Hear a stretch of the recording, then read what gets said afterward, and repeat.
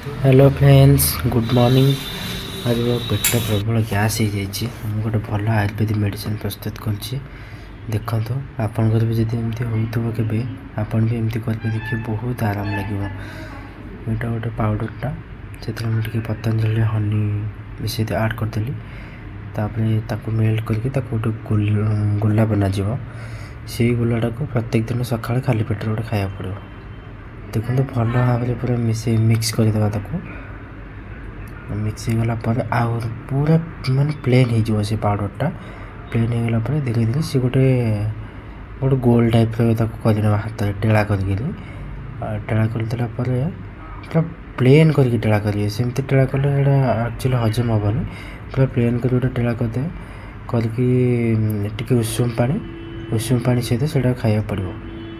तो चलो देखिए केमती कौन हो खा देखते बस एबे टिके पानी पार्टी पूरा कौन हो खाईदेली मेडिसिन मैंने एत